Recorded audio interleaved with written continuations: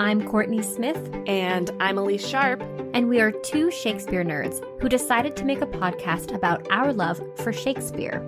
In this podcast, we will tackle as many dimensions to Shakespeare's plays as we can by looking at the text, examining the historical context in which it was written, and how the text is viewed through modern lenses of feminism, racism, classism, colonialism, nationalism, ableism, all of the isms. We will discuss how his plays shaped both the past and present, and, as actors, how his plays can be responsibly performed today. All while trying our best to approach his works without giving in to Bardolatry. So, Shakespeare Anyone?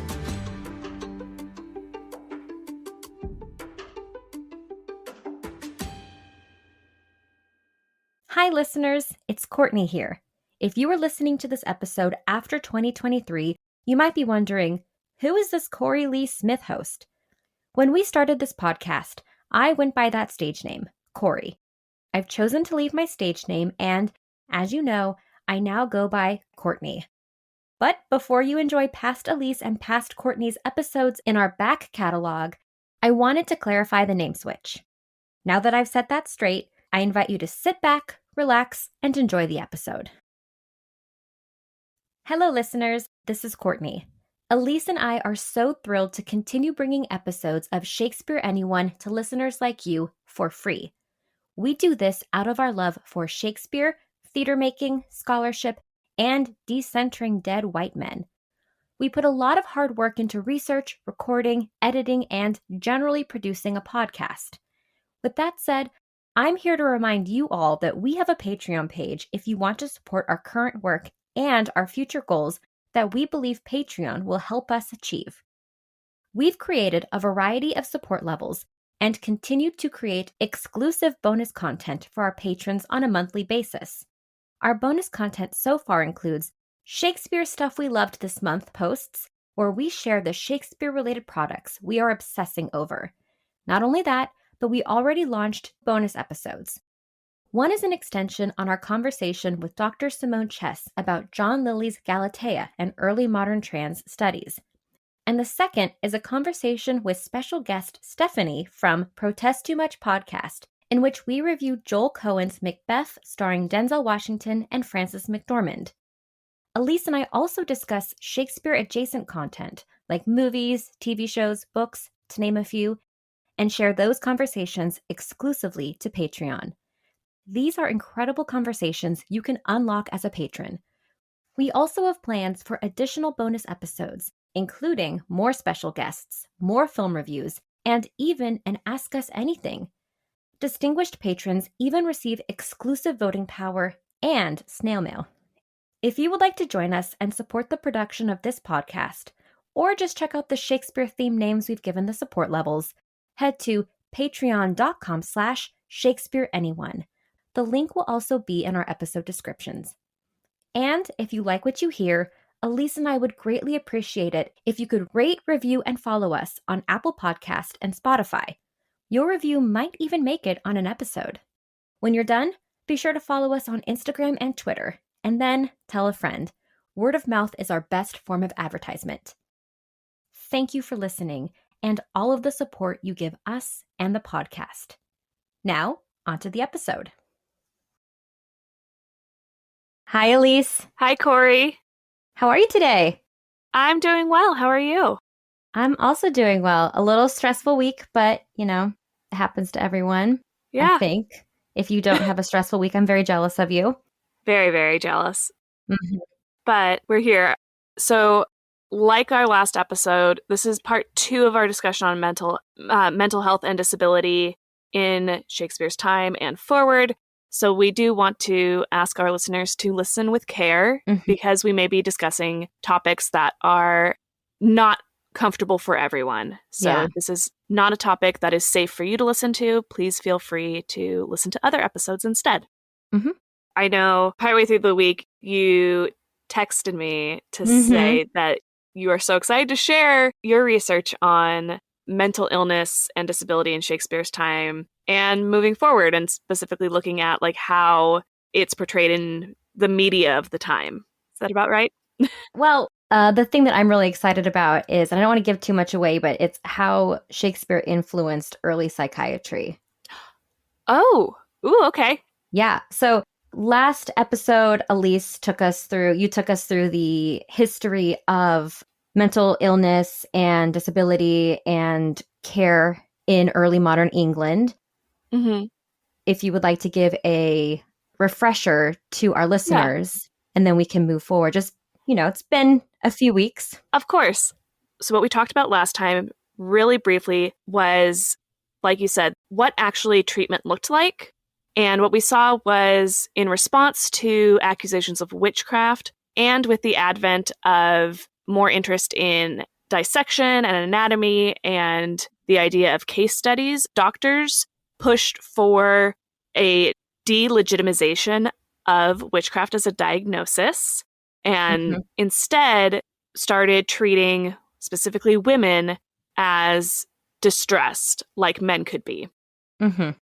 We also saw that for the mentally ill and disabled, there were basically three modes of care. First and foremost, for the majority of people, care was the responsibility of their family and friends. If there was a situation that could not be handled by family and friends and they needed to seek additional help and support in treating someone, there was a really expansive healthcare network of doctors, healers, people who just had folk cures that had been passed down through generations, as well as people who were looking at it more as like trained physicians. Mm-hmm. And your family and friends could choose from a bunch of these caregivers to try and find the cure for whatever ailed you. If that didn't work, or if care was beyond the help of this healthcare network, there also were these 6 hospitals in London where the poor and ill could receive care. And these institutions were, institution is a pretty loaded word in this context. These hospitals were a source of civic pride for Londoners. And we know basically because there's a lack of historical record of first-person documents talking about hospitals like Bedlam, there is a lack of any first-person documentation that anybody went there without intent to do business there. So they weren't places of recreation. It's highly unlikely, really, that people were going there without having a legitimate reason to, like caring for a loved one or doing actual business there. Right. So there was nothing nefarious. Right. Yeah. We have no existing evidence of anything nefarious. Considering the volume of what has survived about other places, such as the theaters, we can surmise that that didn't happen because it isn't in the record. Yeah. So what we think the hospitals were like, if you were like me last time and continue to think, oh, Sweeney Todd, that Sweeney Todd narrative, it wasn't what you thought it was. Right. It was not up to today's standards of care, but we have no proof of it being inhumane care. Yeah. We left off with a teaser about the one place where you did see spectacle of madness is on early modern stages. And I will be honest, I'm not bringing a ton of information about early modern madness on the stage, but I'm not going to make a liar of us. So I have a little bit to say. So I picked up the same source that you did, Carol Thomas Neely's Reading Madness and Gender in Shakespeare's Tragedies in Early Modern Culture. And in one of her chapters, she wrote specifically about King Lear and how madness is being represented. In King Lear, like the records of Richard Napier and Bedlam Hospital, madness and distress are conceived of as treatable illnesses with mental and physical components. And we see distinctions between our two quote-unquote mad characters. I use mad loosely. So I quickly want to differentiate. Edgar, who feigns madness, actually feigns a supernatural possession and is cured mentally, administered by Edgar himself, a layperson. Edgar's madness assumes the speech of demonic possession as a disguise. He inherits the voice of poor Tom, who is a bedlam beggar, again, Bedlam, who speaks in the voice of the devil, quotes Samuel Harsnit's writings on bewitchment and exorcism. His quotes and references transmit a theological discourse of sin and punishment as poor Tom, and Edgar/Tom's madness identifies with the lower sorts, and exorcism is represented on stage. So Edgar's is the bewitchment, the supernatural, the possession. That's the madness. Lear, on the other hand, is staged as a natural madness that's cured physically, administered by a doctor. It's psychologically engendered, and he's also obsessed with secular revenge and justice. So his madness is rooted in obvious physical and psychological causes. One of them is the exposure to the cold and the storm. Another is his mistaken banishment of Cordelia. A third is Goneril and Regan's betrayal. And then the fourth is that he encounters poor Tom. However, unlike Tom, Lear can be returned to sanity by conventional remedies applied by a doctor. Those are herbal medicine, sleep, clean garments, music, and Cordelia herself. So last time, Elyse, you and I talked about you talked about how sometimes doctors or family members would play along. They would play act with those people to convince them that to get them back to reason. You talk, right. It was playing into what the person was convinced of. Correct. In order to prove it incorrect. And King Lear, I think, does a okay job of actually showing that as, it's not necessarily a treatment, because Lear is not treated until he sees a doctor, but his friends, the Fool and Kent, and then even Tom himself, they do play along with Lear as he's out in the storm. They're in the barn. They play act the court. The court, exactly. And so Lear play acts defending himself against guilt by acting as the prosecutor. And this is an enacted mock trial where Lear plays the judge who will arraign his daughters. They're not really there, but the imaginary daughters for their crimes. And then Edgar as poor Tom, Kent and the Fool serve as the jury. So like the doctors and friends who acted with their friend or loved one in early modern England, these three, I would say, do that for Lear. And this is something that a 20th century French philosopher Michel Foucault calls continuing the delirious discourse. So in addition to the mock trial, Lear imagines himself barked at dogs. Edgar exercises them for him through a song in which he impersonates a dog. Yeah. Edgar performs this role also for Gloucester when Gloucester is trying to kill himself. Yeah. Edgar plays into it and tricks him into believing that he's at the edge of a cliff. He's really just falling down a step. Yes. And through that, Edgar is able to say, hey, you survived. What a miracle. Look how high up you jumped and you're alive. That's a miracle. You must continue to be alive. And there was a monster up there that led you there. Yeah. That led you there. He puts on a new character. It also allows him to shed poor Tom. Yeah. So in King Lear, I would argue that the early modern practices are woven into the madness of this play. Yeah. But there are 5 plays that I want to point out that portray madness in a gratuitous way. And these also came up in my reading. And one thing that came up in my reading was that it's only 5 plays over the course of 18 years. And there are a lot of plays being written, but there are these 5 plays. Yeah. And those plays are Dekker and Middleton's Honest Whore Part 1 from 1604, Dekker and Webster's Northward Ho from 1605, Fletcher's The Pilgrim from 1621, Middleton and Rowley's The Changeling from 1622, and Webster's Duchess of Malfi from 1614.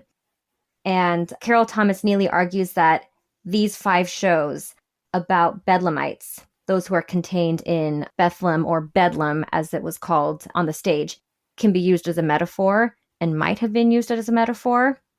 During this time period, the professional playhouses were new institutions. Elyse, you mentioned that in the last episode. And these professional playhouses might have used the city-court rivalry to their advantage and used this meta theatrical scene of Bedlamites to analyze the relationship between the courts and professionals and playhouses themselves. Right. The one thing that all these plays share when they do portray Bedlamites is that these are characters that are not main characters to their plots.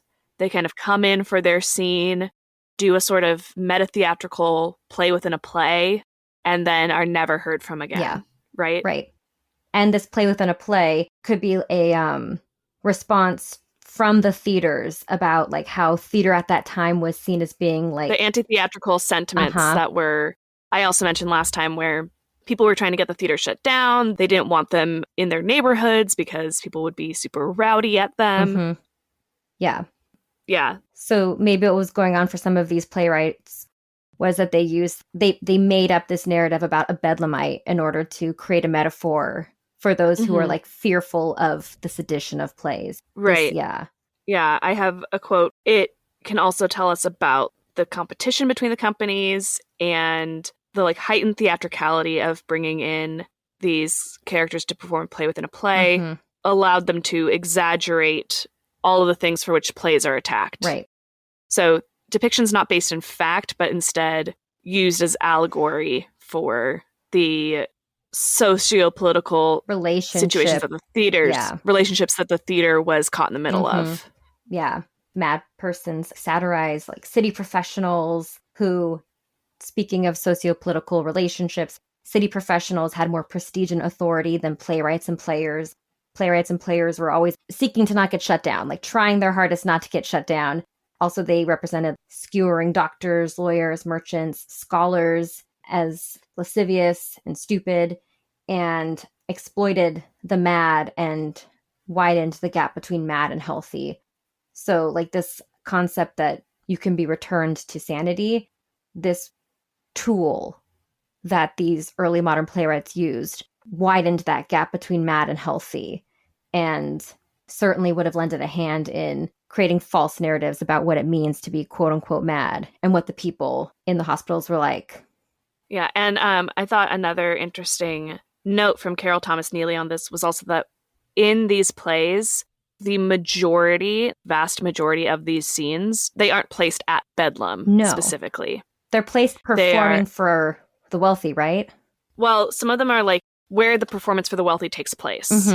Only 3 of the plays have a scene that's actually set in a house of the distracted. The Pilgrim contains 2 scenes and The Changeling 3. And then The Honest Horror Part 1 is set in Bedlam Monastery, which is near Milan. Okay.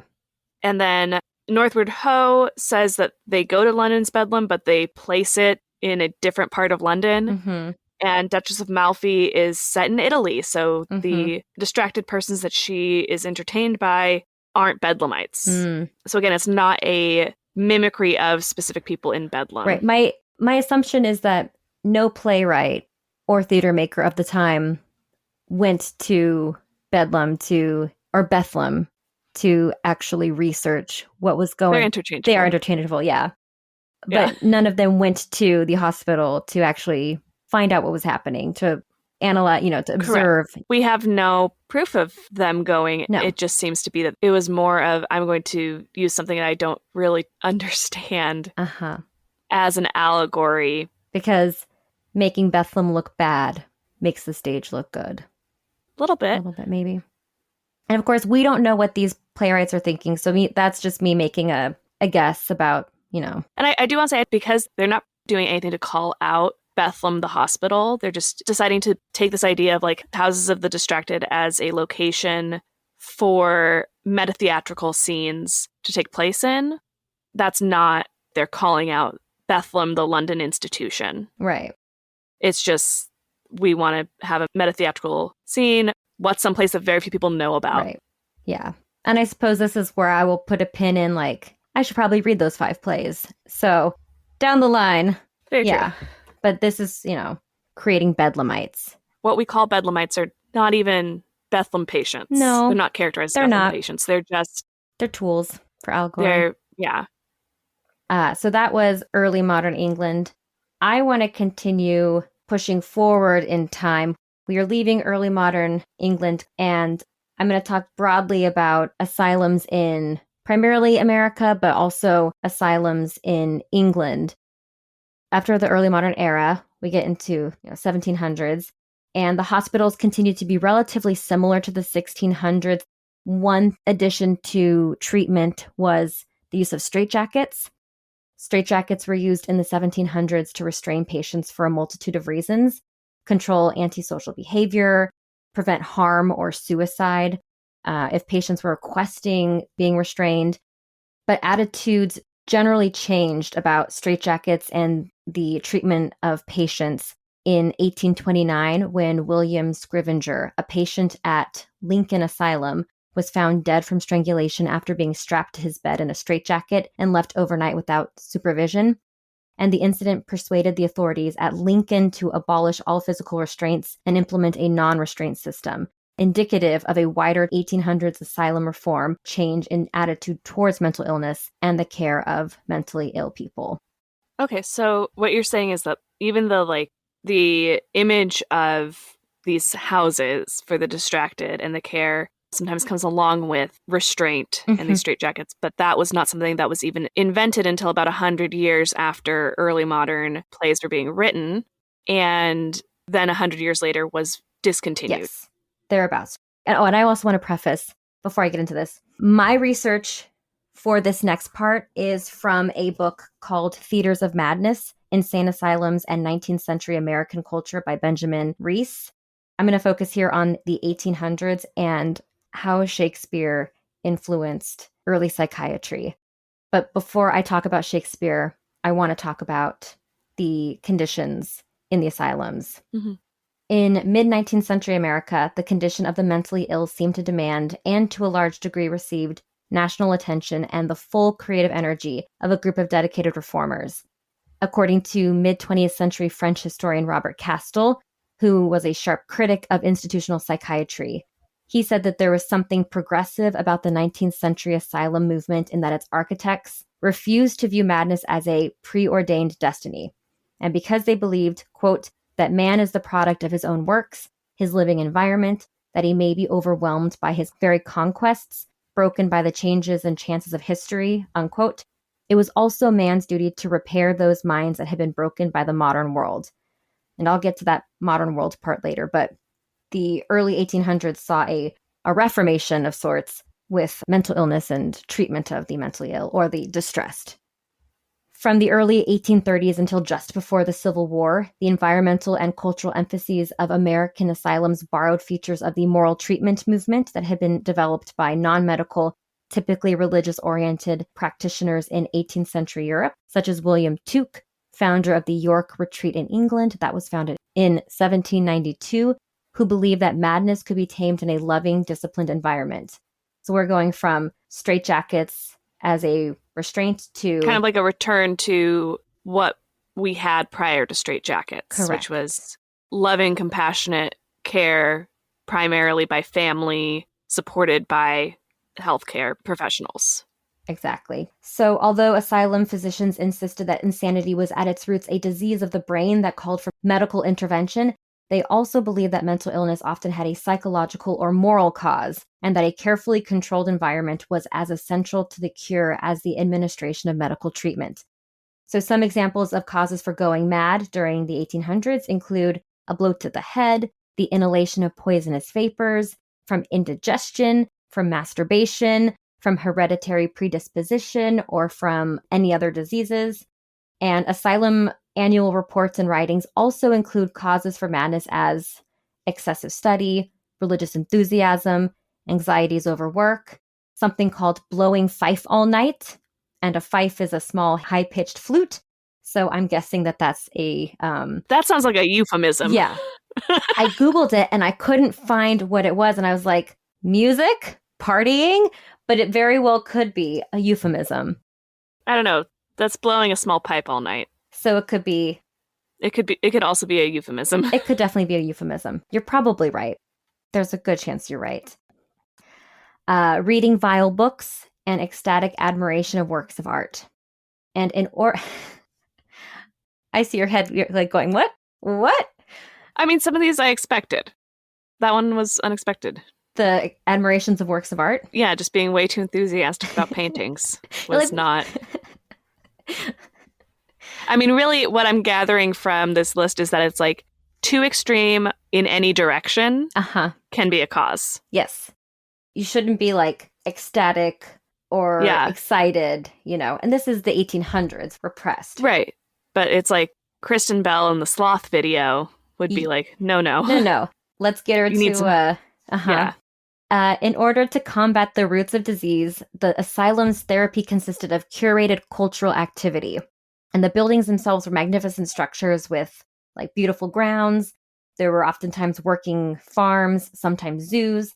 Inside many asylums, there were debating societies, lecture series, literary journals for patients, daguerreotype workshops, so that early photographic process, and fairs. Patients were taught in schools, preached in chapels, they were encouraged to participate in dramatic groups, and they were coached in the arts of polite conversation.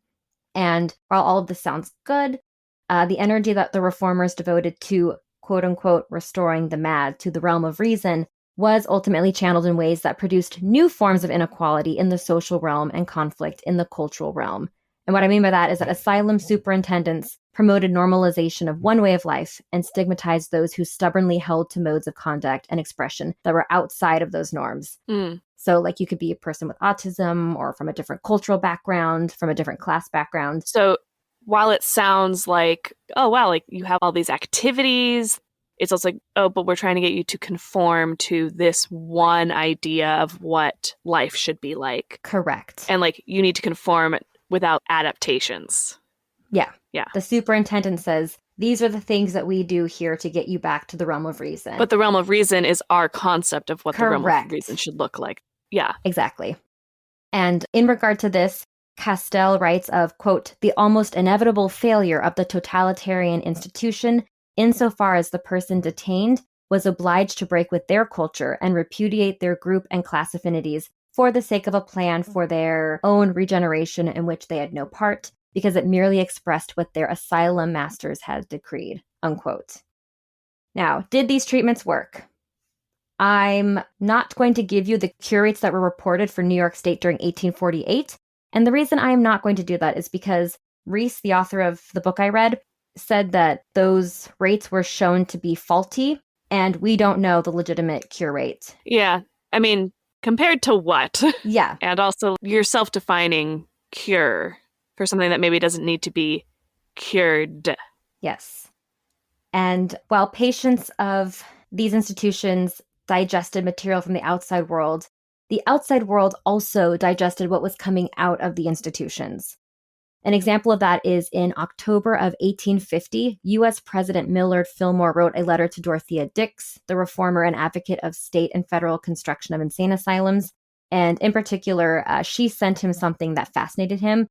He was fascinated with a, quote, lunatic's poetry to Jenny Lind, a Swedish opera singer, which Fillmore wrote, quote, is a very creditable production. I am not certain, but the partition which separates madness from genius is much thinner than most of us suspect, unquote. What the 19th century institutions brought into being was the procedure of continuous control over bodies and behaviors. Power in the asylum was not granted to an individual or a specific group, but rather was relational. So Foucault, in his 1961 book, Madness and Civilization, which evaluates the meaning of madness in the Renaissance, classical age, and modern age, portrayed the modern age asylum as a battlefield in which medical authority was engaged in a more or less constant scene of confrontation with patients, the goal of which was wearing down the mad and forcing them to accept the dictates of the institution passively without resistance. I also want to note that in addition to the cultural control over these patients, the quote-unquote insane lost the right to vote, to sign contracts, to make wills, and to hold property. So that's the condition in the asylums in the 1800s. So what I want to do is I want to look a little bit at the superintendents. Yes. Yeah? Okay. Who were these men? Tell me, who are these white men? These white men, these doctors, were not necessarily medically trained, nor were they members of the medical field. They just owned great top hats, didn't they? And monocles. They're in their interview. So, show me that you'd be a great superintendent. Top hat, monocle, cigar. Yep. Some only trained in 19th century medicine. Others did not have a medical background. In fact, some superintendents refused to join the American Medical Association in favor of the Association of Medical Superintendents of Insane Asylums for the Insane. These physicians, for all their emphasis on modern advancement of medical or mental science, operated in a culture that had not yet experienced the fundamental turn towards modern science and medicine. So, to these superintendents, the good opinion of the lay public was more important in legitimizing the system of the asylum rather than that of their colleagues or fellow practitioners and researchers in the medical field. Now, I have a question for you. Okay. Do you think William Shakespeare, playwright, actor of the Lord Chamberlain's Men and the King's Men, was a medical expert, specifically in psychiatry? No. Well, guess what? Some of the foundational doctors from this time period, and I use the word doctor loosely, the insane asylum superintendents thought that Shakespeare was. And luckily for our podcast, but unfortunate for those patients, the asylum superintendents of the mid-19th to early 20th century turned to Shakespeare. How? I mean, I'm like, yes, very gifted at writing about the human condition, about giving us characters that we can, now see having, human experiences that include mental illness and disability, but to use it as a basis for treatment. Mm-hmm. Well, from 1844 to 1864, at least 13 lengthy articles of Shakespearean criticism were published, and other psychiatric writings invoked his name in matters concerning diagnosis, nosology, and treatment. A.O. Kellogg, who became the superintendent of the Port Hope Asylum, wrote, quote, "A very complete system of psychological medicine could be compiled from the works of Shakespeare. No textbook or treatise extant deserves to be so carefully studied by those engaged in psychological pursuits as the works of this most wonderful of men." Unquote. In virtually all of these articles, the Shakespearean system of psychological medicine was known to resemble almost exactly the system of moral and medical treatment that was institutionalized by the medical authors themselves. Not only did Shakespeare endorse the modern experts, but Kellogg calls his understanding of madness as the true key to understanding the great works of literature. Isaac Ray, superintendent of the Maine Insane Asylum, believed, quote, "The revolution in the management of the insane that occurred toward the end of the last century produced among its legitimate effects a better knowledge of insanity that became visible in works of literature as well as in the current opinions of society." Unquote.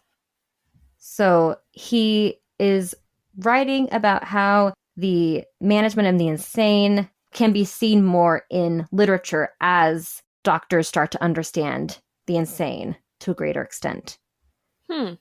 Yeah. Yeah. It's interesting to me that this is also paralleling the resurgence of Shakespeare on the stage from what we know. We know that Shakespeare falls out of fashion in the 1700s and reemerges in the mid to late 1800s. Especially in America, in the United States, we see great Shakespearean actors becoming celebrities, becoming household Shakespeare names, becomes revered as high culture again, or for the first time, maybe. Yeah, no, you're not wrong about that. It feels like it's perhaps an attempt to legitimize this new field of psychiatry by attaching it to this very popular piece of popular culture. Right. Okay, so two things. One, yes, there was a resurgence of Shakespeare, and during this time period, it wasn't seen as the elite Shakespeare that we now know today. It was much more common for people from across the social strata to read Shakespeare and see Shakespeare and be interested in Shakespeare. And these superintendents were middle class, typically, and while they were legitimizing their work and their position, they didn't want to be seen as elitist. And so there was this, who can we turn to that has legitimacy but is not seen as an elite figure in society that would make us look like we've got our nose up in the air, Yeah. It's like influencer marketing of the 1800s. Yeah, it is influencer marketing. 100%. And Shakespeare is not alive to see what they have done to, Yeah. So here's an overview. American early psychiatrists Brigham, Kellogg, and Ray were not the first to use Shakespeare's plays as medical reading. In 1778, Dr. Akenside is cited as the first physician to, quote, assert Hamlet's insanity is real, unquote.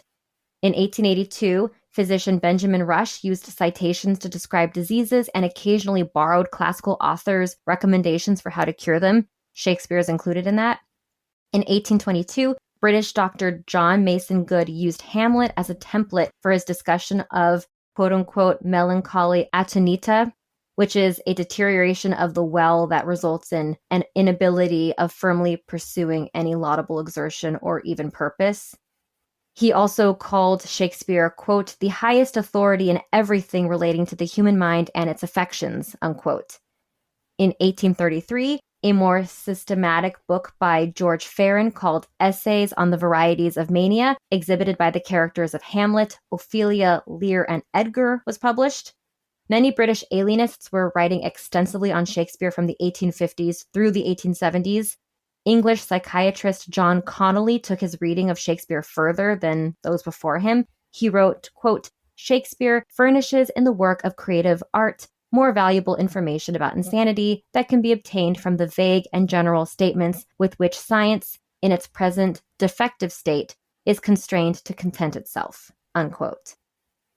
And I want us all to keep in mind that Shakespeare has advice from two fictional doctors.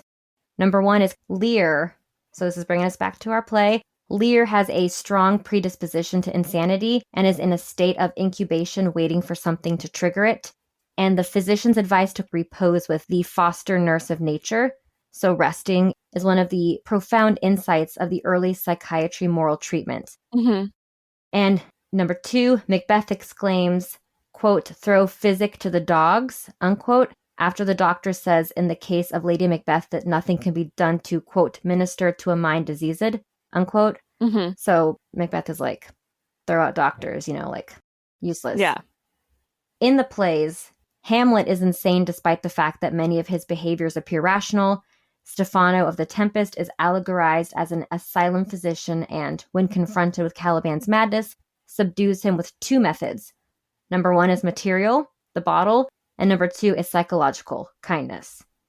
So those are some treatments that we see that these doctors were paying attention to. So this is where they are looking through Shakespeare's plays and going, oh, here's someone who seems to be a doctor or treating someone who appears to be mad. And what can we gather from this? Oh, Stephano is nice to Caliban and gives him a drink. Yeah. So perhaps we can be nice to someone and give them a drink. Shakespeare said. Shakespeare said this, so superintendent does this. Yeah, why are you doing this? Oh, well, see here in The Tempest? Mm-hmm. The play with the storm and the sprite and the magic. That's where the science lies. Okay. Uh-huh. Yeah. Mm-hmm. Uh-huh.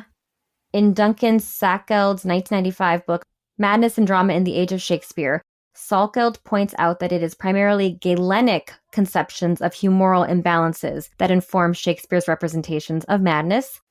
Right. Yes, right. So while Renaissance and early modern medical thinkers did view insanity similarly to the 19th century thinkers, they were using anatomy, dissection, other medical trains of thought and science. Shakespeare was not writing that way. He was sticking to that good old Galenic, ancient, humoral stuff. Yeah.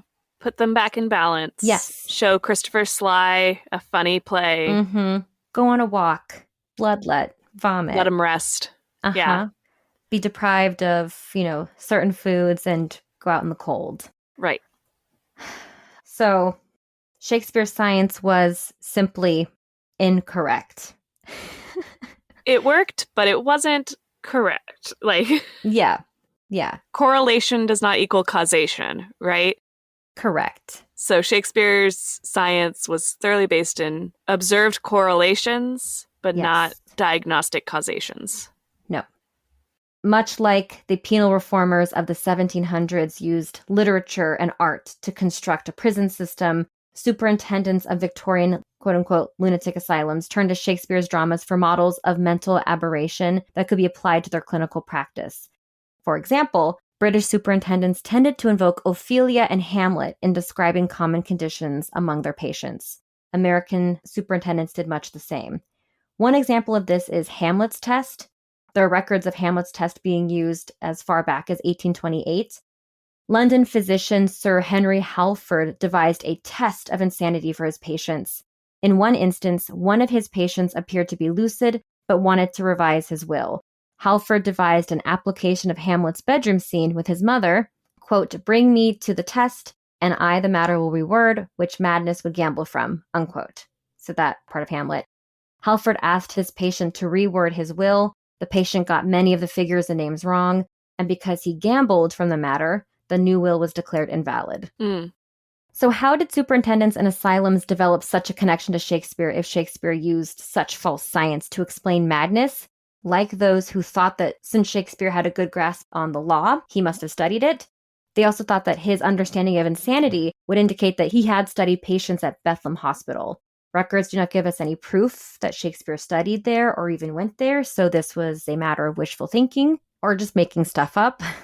Kellogg wrote, quote, "In Shakespeare's knowledge derived not from books and the accumulated experience of others, but from the closest observation of what he must have seen in actual life. He recognized what none of his critics, not conversant with medical psychology in its present advanced state, seemed to have any conception of," unquote. He's a forward thinker. Exactly. He was ahead of it. He was ahead of his time. He was ahead of his time. He didn't need the science. He was a natural poet, and we've now found the science that supports it. What they were doing back then instead was completely barbaric. Right. And look at how what we're doing aligns with this person who we all think is a genius. Yeah. It's a wild feedback loop that these early psychiatrists who were writing about Shakespeare were engaged in. Yeah. This false narrative that they're creating to add legitimacy to what they're trying to do. Exactly. But what the superintendents were doing did not go unnoticed. The most extended critique of the superintendent's appropriation of Shakespeare comes from Mrs. George Lunt, a former patient at an unnamed private institution. In her 1871 memoir of her asylum stay, she shares Brigham, Kellogg, and Reiss' sense that Shakespeare was the finest character delineator of madness and great mental conflicts the world has ever known, and she refers to him as a great poet, physician, and philosopher, but that's where the similarity ends. She writes that Shakespeare's work consists of a set of, quote, "ideal studies that seems to come like breaths and images from another world," unquote. She implies that one would be foolish to drag those ideals down to the level of the actual, to validate him by the weak tools that pass for science. And unlike the superintendents and early psychiatrists who generally classify Hamlet as mad, Lunt writes, quote, "Hamlet was neither witless nor mad, for it is apparent in his case that the opinions with regard to his insanity have been drawn rather from attempted perversions of his mood by other characters in the drama than from his own conduct, however erratic. Those who surround him, fearing his moods and clouds of action, fasten this excuse of madness upon him to cloak their own guiltiness and monstrosities," unquote. So, like Polonius, the superintendents can never fathom the workings of Hamlet's mind, nor Lunt can herself. Unlike the superintendents who view Shakespeare as a god, Lunt views him as a piece of cultural capital. So, that is Bardolatry in Bedlam. Wow. Mm-hmm. And then just to zoom out a little bit further into the future from where these men end, right? Right. We now have this concept of asylums, and we know what they become. And then the field of psychiatry and psychology rapidly advances over the next 100-something years to where we are today, where I don't think anyone would think that Shakespeare's the expert on. I don't think so. And, you know, one of the things that we sort of talked about in an earlier episode, can you armchair diagnose Shakespeare's characters? And how do you play the roles of a mad Shakespeare character with an armchair diagnosis? Like, how do you do that? Zoom out to today, right? Yeah. When we have an understanding of, one, you know, the current idea of like being non-neurotypical, but then also what is diagnosable depression? What is anxiety? And can we see these, like Shakespeare didn't have these words. When we don't have the words for something, we can't actually conceptualize it or identify it in the same way. Right. There's this story of languages that don't have the words for a color for a long time not being able to identify that color. Mm-hmm. So to like link that back to armchair diagnosing, Shakespeare didn't have the words to say Hamlet's depressed. No. So can we today say Hamlet's depressed? I don't have the answer for that. Yeah. I would assume that what I would need to do to go through that is talk to somebody who knows modern psychiatry and someone who knows early modern humoral theory and see if there are places where they can connect in some way. But even still, you know, you can maybe surmise some stuff from it, but it's such a risky thing, I think, to try to claim with certainty that you can understand, especially because that you can diagnose a character. Yeah, because early modern, you know, we all haven't changed all that much, but early modern people view their bodies differently than we view our bodies today. Right. And how separate is trying to diagnose a character and like these 1800s superintendents trying to show that Shakespeare had an understanding of what they were doing and that he was ahead of his time. Is it the same thing? Possibly. Yeah, possibly if you're standing here in 2022 saying Shakespeare knew he was writing a depressed character. Is it similar? Or is it better to say like these are traits that we now recognize as this, as indicative of this, and I'm going to play it that way because I can align these traits, and that's how it is still relevant today. And because Shakespeare was writing the human condition, not because Shakespeare was trying to make a statement about modern psychiatry. Yeah, he wasn't writing medical science. Yeah, but I think we can say that what makes his plays still relevant today, when we do them, is that early modern culture was looking for answers that we're still looking for. Right. Exploring questions that we are still asking. As we like to say, like, things haven't changed that much. Not really. No. Yeah. But we've created new systems. I'm thinking back on, you know, look at queer coding a play, and you can see queerness. The early modern people, they didn't have a gay identity. So you can find where things can be performed today, but you can't say with absolute certainty that it's the same as it is today. Yeah, that Shakespeare wrote it this way. That Shakespeare wrote it this way with the understanding of what an LGBTQIA community looks like in 2022. But at the same time, it's like that's what when we go into productions, understanding what is our 2022 lens and how are we applying it, and making sure that we're applying it thoughtfully, intentionally, and like to reduce harm. Right. One of the reasons why we put our guidance at the beginning of these two episodes is because the plays aren't necessarily kind to the mentally ill subjects. Correct. Or the disabled. And in 2022, when we're looking at them, we can't just go, oh, well, Shakespeare knew what he was doing. He didn't know what actually this implies now. And we need to be thoughtful about how we apply what he did. Right. And avoiding Bardolatry, incredibly talented playwright, still a human being with flaws and faults. Fallible. Still fallible. Yeah. He didn't know more than us. No. He did not. Unless William Shakespeare found a TARDIS, time traveled to 2022, read a bunch of medical journals, went back to picked up the DSM-5, understood what peer reviewing was, went back to the 1600s and went, I can now write a play ahead of its time. I think it's a good place to end it. Shakespeare did not know more than us unless he had a time machine. Yeah. Which I would be really happy if somebody explored that possibility in a sci-fi fantasy of sorts.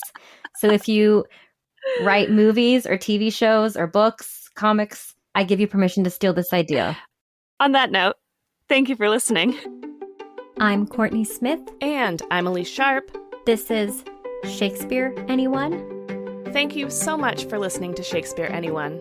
Works referenced in this episode are available in the episode description. Our theme music is Neverending Minute by Sounds Like Sander.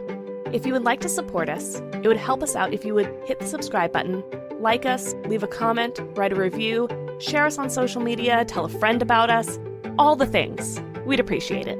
You can also support the podcast at patreon.com/Shakespeare Anyone. Patreon patrons get access to exclusive bonus content throughout the year. The link is also in the episode description. For more, you can visit our website, shakespeareanyone.com, follow us on Instagram at Shakespeare Anyone Pod, or Twitter at Shakespeare Anyone. For Twitter, that's Shakespeare Any and the number 1. Every other platform is spelled out like the name of the podcast. Now, because you listened all the way to the end of the credits, here's a completely random Shakespeare quote for you.